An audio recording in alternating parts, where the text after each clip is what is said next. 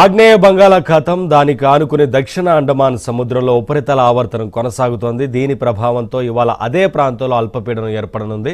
తర్వాత మరింత బలపడి మంగళవారం కల్లా వాయుగుండంగా మారనుంది. తర్వాత తుఫానుగా మారి ఉత్తరంగా పయనించి ఉత్తర అండమాన్ సముద్రం దానికి ఆనుకుని మధ్య బంగాళాఖాతంలోకి ప్రవేశిస్తుందని వాతావరణ శాఖ తెలిపింది.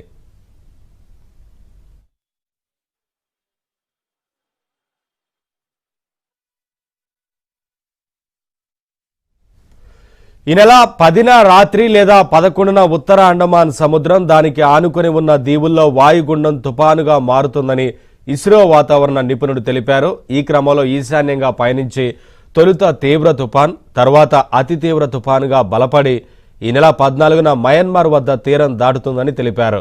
అయితే తుపాను దిశ, తీరం దాటే ప్రాంతంపై భారత వాతావరణ శాఖ అధికారికంగా ధృవీకరించలేదు. ఇక బంగాళాఖాతంలో సోమవారం అల్పపీడనం బలపడనున్న క్రమంలో తూర్పు తీర రాష్ట్రాల్లో వర్షాలు పెరగనున్నాయి.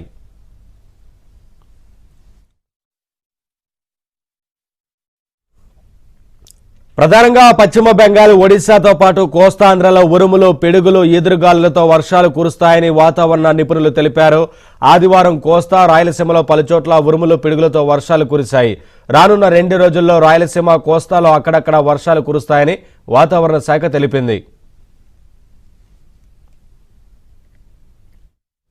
రానున్న రోజులు ఉత్తర కోస్తాలో పలు మండలాల్లో వడగాలులు వీచే అవకాశం ఉందని విపత్తుల నిర్వహణ సంస్థ హెచ్చరించింది. అల్లూరి, అనకాపల్లి, కాకినాడ, మన్యం, తూర్పుగోదావరి, ఏలూరు జిల్లాలోని పలు మండలాల్లో వడగాలులు వీస్తాయని పేర్కొంది. సోమవారం 11 మండలాలు, మంగళవారం 15 మండలాల్లో వేడిగాలులు వీస్తాయని తెలిపింది.